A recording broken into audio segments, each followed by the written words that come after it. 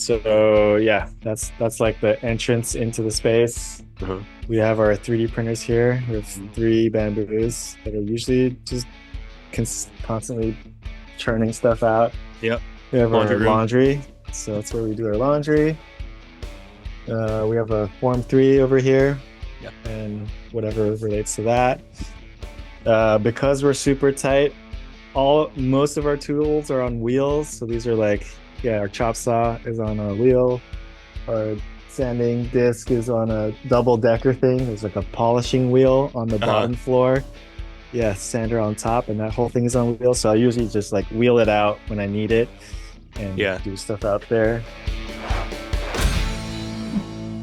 Hey, everybody. I'm Jonathan from Autodesk. Welcome to Shop Talk, the podcast series where we talk to makers, inventors, designers, and engineers from shop to shop. Today, I spoke with Che-wei Wang from CW&T Design.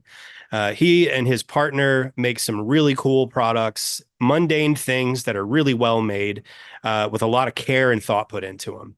Today, we talked about their design process, the ethics behind the work they do, ideas for new products, and some pretty philosophical stuff about timekeeping. Yeah, how could I set this up? I mean, I guess I could be here, just like tilt it down, chair.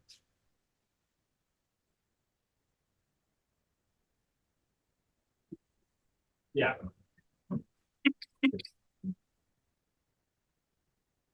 All right. Sei-wei, how's it going, man? Good. How you doing? Good. Welcome to the podcast. Thank you. Looks like Pleasure to you're in be your here. looks like you're in your basement in Red Hook. Brooklyn. Yeah, Bed-Stuy. Bed-Stuy, sorry. Yeah. Sorry. I'm That's close though, okay. right? Yeah, Geographically? yeah.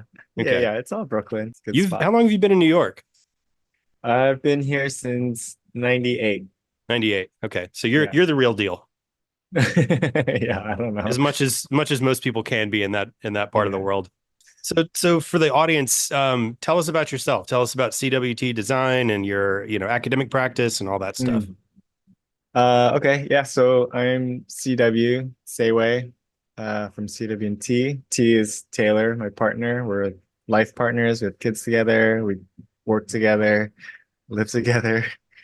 And so yeah, we have a small studio practice. It's Taylor, myself, and we have one person who has been with us for the last 3 years, I think. And we kind of do everything. We try to build, design, prototype, and manufacture as much in-house as possible products and sell direct to consumers on our website. And yeah, we just are in that world. We just love making stuff, figuring out how to manufacture it and selling it. We're mostly focused on machine metal objects, just because I think that's where our interests are. But we're not, it's not the only thing we do. We also build electronics. Sometimes we write software. Sometimes we design architectural things, architectural scale design, inflatables. It's kind of all over the place. But I think our main thread is that we just want to make things that we want. And if there happens to be other people that also want the thing we want, then that's great because then it keeps our studio alive and we get to keep making more things.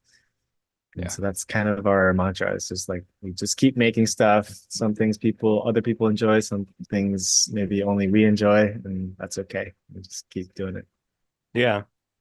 Yeah. And you design a lot of really mundane things that are super nice, right? Thanks. So like Yeah. one of them is this key wrangler, right? Mm-hmm. So I use this as my keychain. I use it every day, and it's got like I'm up in my microphone.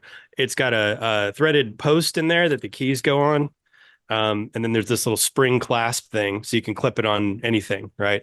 Mm-hmm. And when you get this thing in the mail, the packaging is beautiful, right?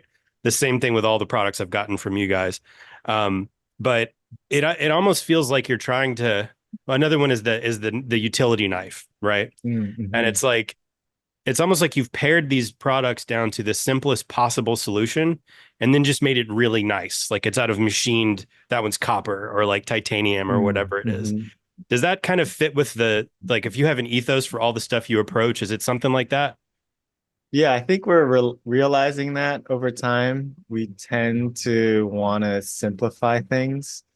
So I think the herring blade's actually a really good example. We've been using utility blades forever, and they're quite nice. Like we have a pretty big collection of utility blades that other people have made.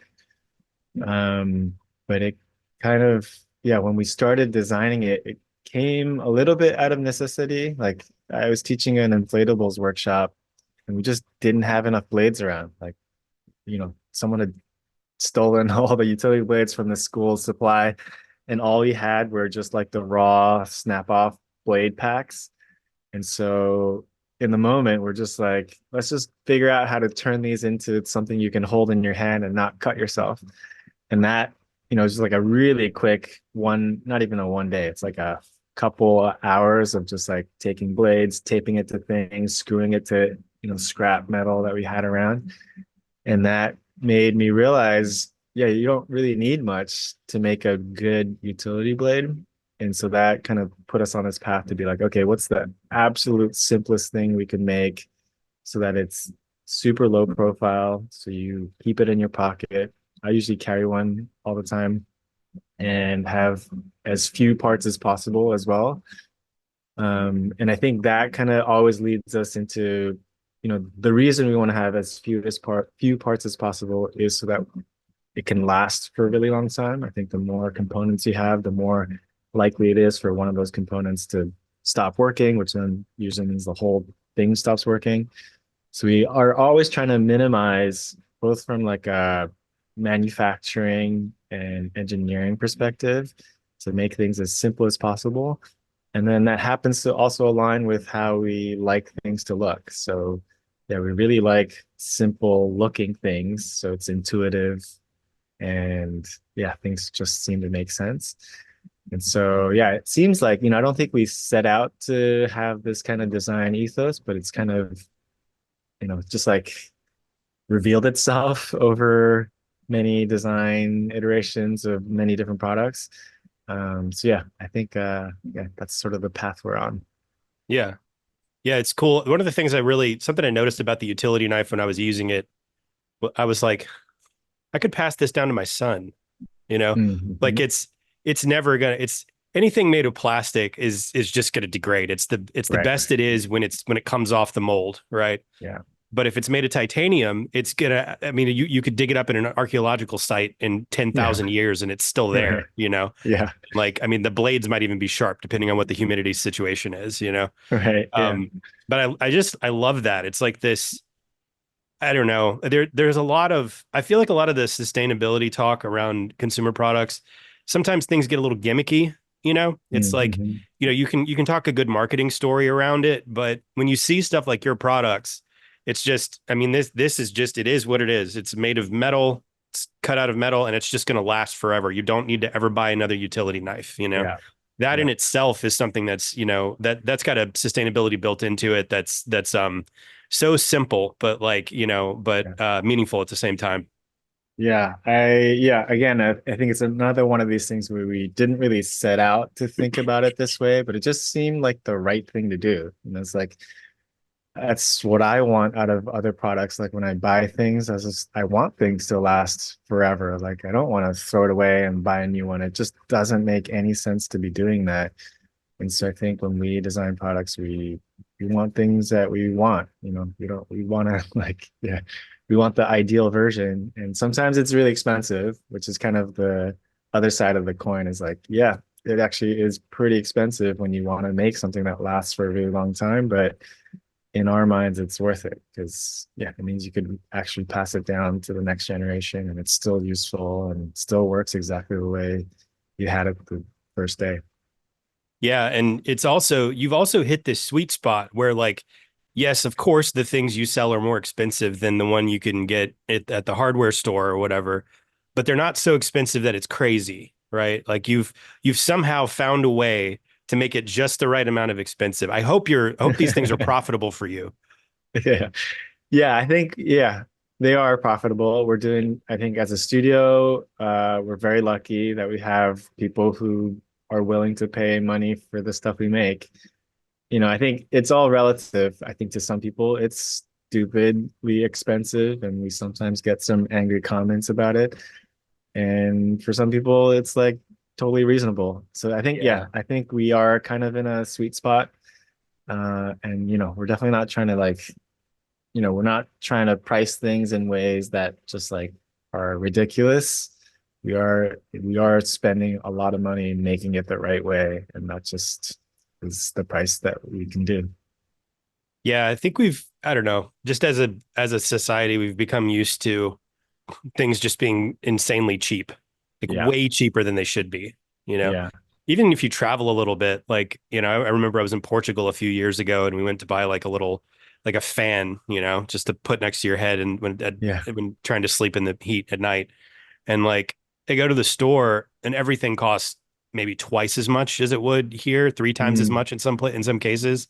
yeah, And it's really just because they have really high tariffs on stuff they don't make there. right. But we're all Yeah, used to just this like, crazy subsidized flow of stuff coming in from wherever else it's made. yeah, But when you bring it down to it's made in your shop on your machines by your staff and you're controlling everything, yeah, it's going to cost a little more, but the yeah. quality is such a huge difference and also the impact it has. You do some really whimsical products too. Like I think my favorite one probably is Time Since Launch. Mm-hmm. You might remember I ordered one and it wasn't going to get to me in time for my son to be born. So I texted you like right Yeah. before he was Uh-huh. born and you pulled it Yeah. for me to start Yeah. the timer. And I have it like Yeah. sitting next to my desk. But for those of our audience that don't know, could you explain what that product is?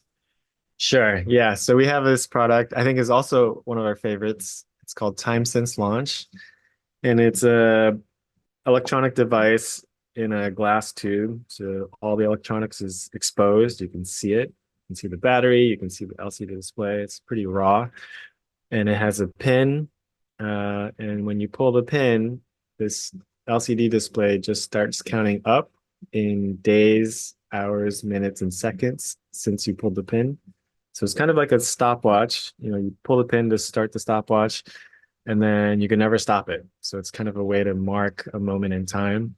And so, yeah, a lot of people use it to mark like the birth of a child or like graduating or moving or, kind of big life events.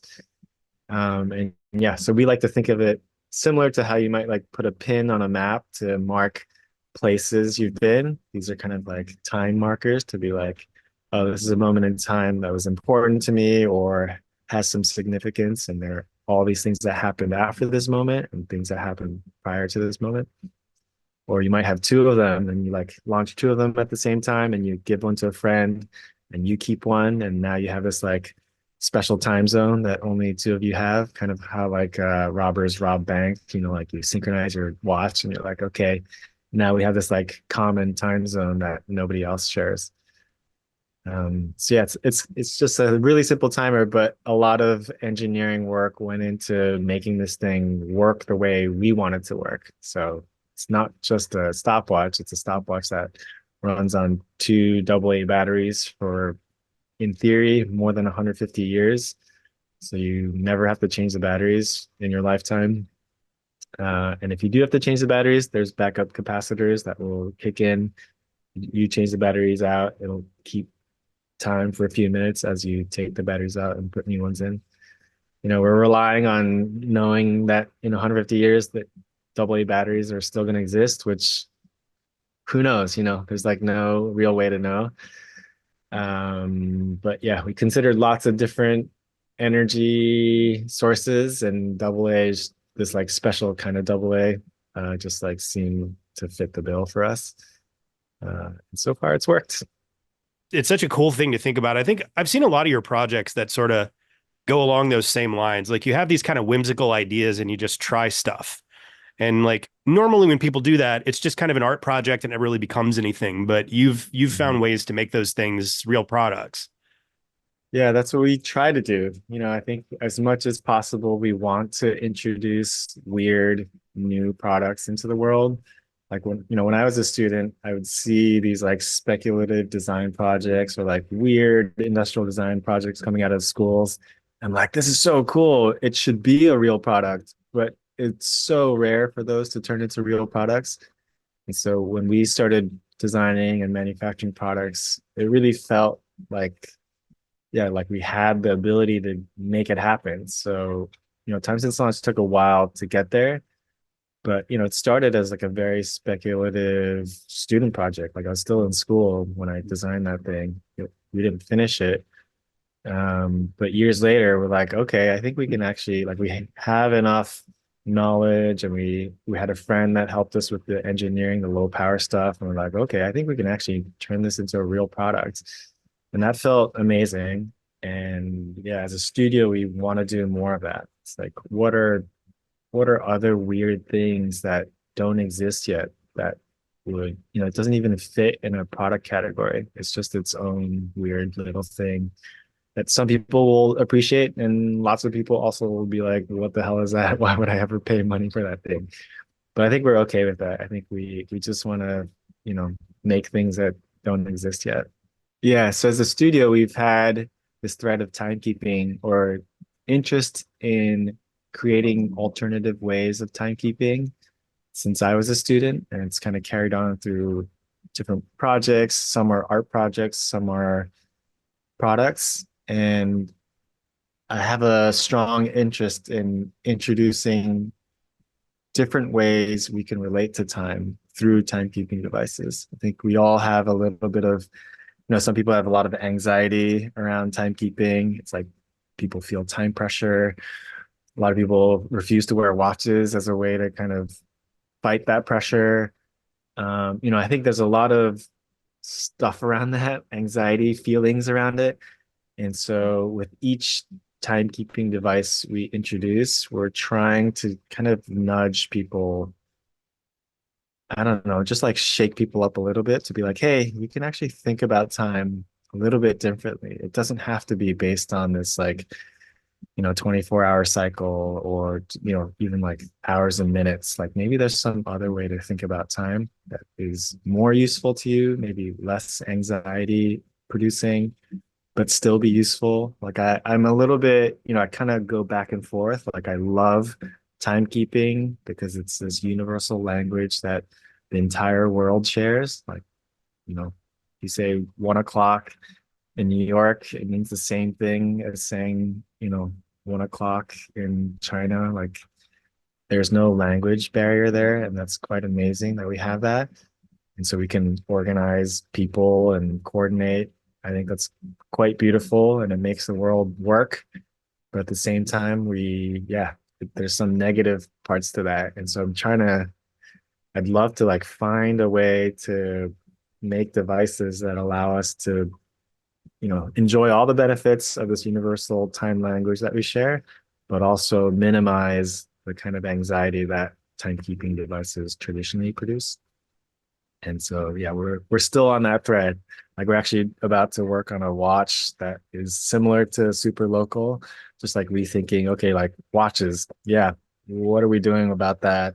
Is there a way to produce or design a watch that is less anxiety producing, is still a useful device, maybe is a healthier thing to have in your life than not wearing a watch? Still an open question. We'll see. Yeah, I think there's sort of a common thread with all the design you do, which is you're thinking about the person first, right? I think I see that in pretty much everything you do. Mm-hmm. It's like this is, you're making a timekeeping device that maybe takes some of the anxiety away. You're not sort of like Mm-hmm. imposing something that is some striking object that's going to like draw all your attention, like for Mm-hmm. the sake of itself because it looks cool, right? For me, it's like I don't really feel like advertising for other companies and like being Yeah. a billboard. And so I don't want, I want to treat the products we make the same way. It's like if you Yeah. buy one of our products, I want you to feel like it's yours. Yeah. If you want to customize it and put your logo on it or your name on it, feel free to do that. It's yours now. But you I do don't have your want to logo on it. impose It's a ours. little tiny blue dot that Yeah, you could barely see. It's it so is. subtle. It's Yeah, like it's a we way have to a know it's circle. yours, but it's not like, it's not some big, imposing Mhm. um yeah, graphic that Yeah. takes all your attention. Yeah. It's very cool. Yeah. Have you seen those the base 10 clocks from after the French Revolution? Yeah. Uh-huh. Yeah, so it kind of it in some ways your timekeeping devices are like the opposite of the base 10 clock from the French Revolution, right? So this is actually something I just learned about recently, but after the French Revolution, they switched to the metric system, right? The idea was like you kind of destroy the old world, start people over with something that's rational. So instead of counting Mhm. base 12, which you can do on the digits of your fingers, and that's like everything was measured in dozens basically, you go to base 10. So it's, there's 100 millimeters in a meter, or sorry, 1,000 millimeters in a meter, 100 millimeters in a centimeter, and so on, base 10. And then so they did the same thing with timekeeping, right? So they're like, okay, now there's a 100 seconds in a minute, 100 minutes in an hour, 100 hours in a day, I guess is what they did, or I 10 think hours it's in a 10 day. hours in a day. Yeah. Yeah, that makes more Mhm. sense. But anyway, it being base 10, right? Yeah. So they made all these clocks that were base 10 and people Mhm. hated it. Like Mhm. it was hard enough to get them to go from like, imperial to metric with measurements and stuff, but at least it was like, okay, we can count tens that way. Yeah. But the time thing, they were just like not having it and it didn't Yeah. last. I'm really interested in the base 10 clock more from like yeah, what is an alternative timekeeping system that people would enjoy, that would gain some benefit out of? It's probably not a change in units, it's probably something else, some level of being able to feel ownership over time or have some input over how we feel or deal with time. Yeah, I don't have an answer. It's more just like this ongoing question as a studio to be like, okay, yeah, what are these other ways of timekeeping that we've tried in the past and didn't quite work, or maybe there's certain things about these things that did work, and so we're trying to like tease all these things out and maybe produce a new thing that hopefully works for some people. Good. There's another super interesting clock. I think it came out of Japan. I think there's a few of them in China as well, where based on the season, the space between hours would change. Hmm. So it's like similar to like how we deal with daylight savings. So like Yeah. you can have more hours in the day or whatever. Yeah, they had these mechanical clocks that would change Oh, the cool. distances between the hour markings. I love that. Is Yeah. That's Yeah, so I like, think, we've tried lots of things and yeah, yeah. there's some cool stuff out there. Yeah, that's really cool. What else are you Yeah, working I'm on? Can you tell excited. us, give us some kind of little, Uh, yeah, little teasers little or something like things. that? Yeah, I actually don't have it with me right now, but we are working on a pair of folding scissors. I've been carrying them around. It's weird. I never thought scissors in my pocket would be so useful. But we're working on it in collaboration with this company that makes ultralight apparel. And they approached us being like, "Hey, do you want to like work on scissors?" Because it was like scissors would be very useful to have for camping and like being outdoors and stuff like that, more than a knife. And I never thought about it that way. And we've prototyped a bunch, and I've been carrying around these scissors for probably 2 years now, maybe a year and a half. It's taking a while to get it right. And it's surprisingly useful. Like now I love having scissors with me all the time. Interesting. And they're very compact, so it just goes in your pocket. It folds away nicely. We've been tweaking this mechanism that I'm very excited about. Like we went through many iterations of how to make the mechanism feel just right, so it has like good feels when you like click it into place and all that stuff. So yeah, it'll be cool when it comes out. Something tells me that if a client came to you and was like, I want you to make the new Swiss Army knife, you'd just say Mhm. no. Yeah, probably. I Because mean, I it's would like, probably say yes because I love saying yes to everything, and Taylor gets pretty mad at me for saying yeah, yes to everything. But then I would probably not make the Swiss Army knife; it would turn into something else. yeah, I just can't because it's so, all of your products are like, it's so well thought out on the simplest like single use, right? It's like Mhm. this just does one thing really, really well. And if you were Mhm. to try to do like the first thing that came to mind when you said folding scissors is like, yeah, like a Leatherman, right? Like Mhm. I don't carry one anymore because it's just so bulky and Yeah. annoying. But like, that's got a little pair of scissors on it, and there Yeah. is a lot of stuff that's really useful for. But Yeah. the weird thing about it is that it's not great at anything, right? It's like Mhm. good enough at a few things, Yeah. but it's just an inferior tool in every single category. Right. If you Yeah, talking about that's just true. the knife or just the scissors or just the screwdriver, or whatever, it's like, Yeah. you know, Yeah. I never thought about it that way. Yeah, these scissors, like I prefer these scissors over other scissors now. Like, sometimes I'll be like sewing and I have my big fancy fabric shears right next to me, but I'm like, no, I actually want to use my little folding scissors. They're quite good. wow, So yeah, we'll see how the rest of the world thinks about it, but I think they're actually pretty good. that's a pretty bold claim, Sei-wei. I Yeah, mean, I know. anybody that knows anything about sewing or working with fabric knows that like fabric scissors are, I mean, that's a big I deal, know. right? I know. Yeah. Lenore, my sister, I'm so Yeah. sorry for using your fabric scissors on cardboard when I was a kid. I don't think I've ever apologized for this before, but I remember Yeah. doing that and how mad you got, and I understand now. Yeah. That's really cool though, man. Like yeah, they must be great scissors. Well, let's talk about your shop. It is shop talk after all, and Mm. there's some really interesting stuff happening in the background there. I get the feeling it's a small shop.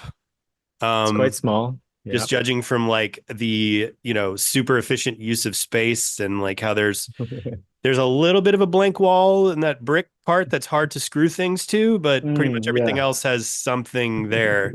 Yeah. So how does So it work? Like what do you do in this shop? this shop, so we actually have three spaces in our living space. So we're in a Brooklyn townhouse. We occupy the first and second floors and the basement. So the basement where we are right now, where I am, is the workshop. So we do all of our prototyping here. I can turn my camera around and show you machines and stuff if that's of interest. Yeah.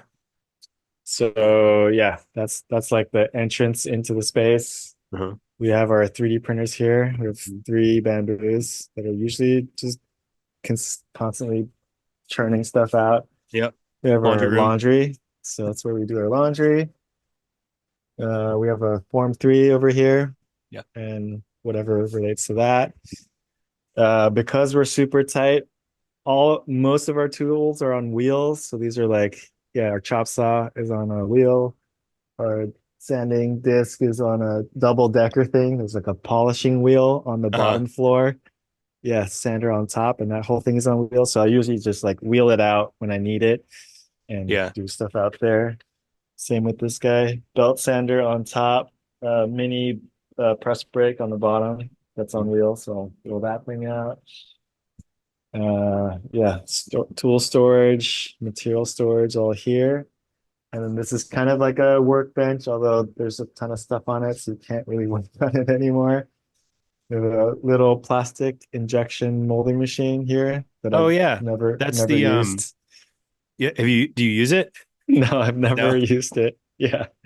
I almost bought that thing a Uh, few years ago. yeah, Yeah, and I mean it looks like such a cool machine, but I thought about it and I was like, I'm just not going to use that, you yeah, know? yeah.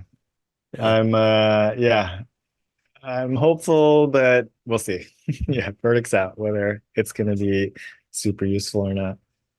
Yeah, and then yeah, here we have basically two workbenches that are back to back that are, yeah, that's kind of the main surface that I work on. Under here is a 2x4 CNC router. So Uh-huh. it's under the table that I also pretty much never use. A lot of tools don't, go in waves when they get used. And then parked back there is our CNC. Uh, That's a Tormach 700. yep. And then we have a lathe here. This I use pretty often, Yeah. surprisingly. I love lathes. But it's also retrofitted to be CNC. So there's like a Mach 4 controller. So you can use it manually or you could Mhm. have it run automatically. Oh, cool.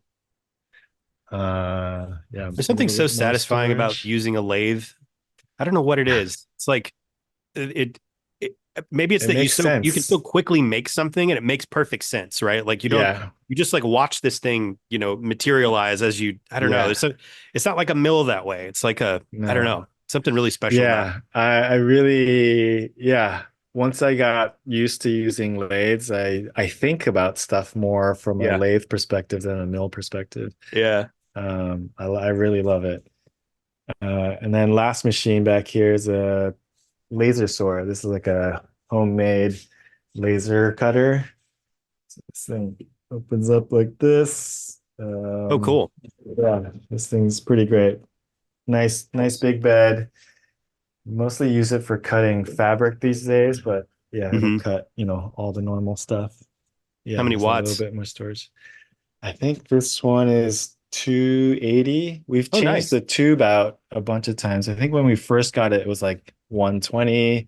Uh-huh. And then when we had to get a new tube, the same size tube, you could get it at a higher power. So we just like bumped it up. 280 is solid, man. You can do half-inch plywood with that easy. Yeah, yeah. Yeah, you can cut half-inch plywood. Cool. It's quite fun. You Yeah, can so do a that's this lot in there, shop. man. Yeah, it's not a bad shop. And then we have other tools, like we have a industrial sewing machine upstairs in Hmm. another space, along with like a photography area. So that's sort of like a clean area, along with like an electronics bench. And then our third space is essentially assembly. So we all our inventory storage, parts storage, assembly, and shipping is also in like a whole other space across our backyard. Yeah. Very cool. How does Yeah. Fusion fit into all this? Oh, I'm like in Fusion every single day, all Yeah. day long. Yeah. Yeah, I feel, yeah, I'm like very tied to it. Yeah, I started using Fusion when it was early, like very, Yeah. very early. I think 2015. Hmm. When you So were in it's the residency been, program, right? yeah, Yeah. yeah, Pier 9. Yeah, we were kind of introduced to it gently.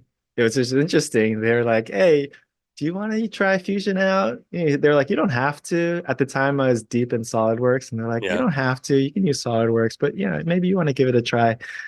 And I was like, yeah, fine. We'll just try it out. And it was really nice because we got to work pretty closely with some of the teams on like improving some aspects of Fusion. And that was nice. Like it felt, it feels good when you can give feedback and they implement the feedback. Yeah. Yeah, I don't know if I have that much influence now, but back then it felt great. I was like, why don't, this thing is missing. Let's do that. And yeah, things would get Yeah. implemented. Um, but yeah, these days, across all the projects, both internal stuff that we work on, we have a few client projects. I work on, random side hustles too. Everything is in Fusion. Yeah. And yeah, it's pretty great. So we've been asking this question that's like it's just kind of a fun thing to Mhm. wrap up, right? So the scenario is the zombie apocalypse has happened and like society is completely dissolved. And you got to start over building your shop. So the Oh, question is, uh-huh. what do you need first? Like you can get this thing, whatever it is, but you're putting yourself at like, great personal risk to go get it. Hmm. First tool. Yeah. That's what you're asking. Yeah. Zombie apocalypse. First tool. You got to rebuild civilization, right? So like you're Yeah. going to play some part in that. Maybe you've got a group of people and you can all rely on each other. You've got to, start a shop to build stuff to start over. So what do you get first?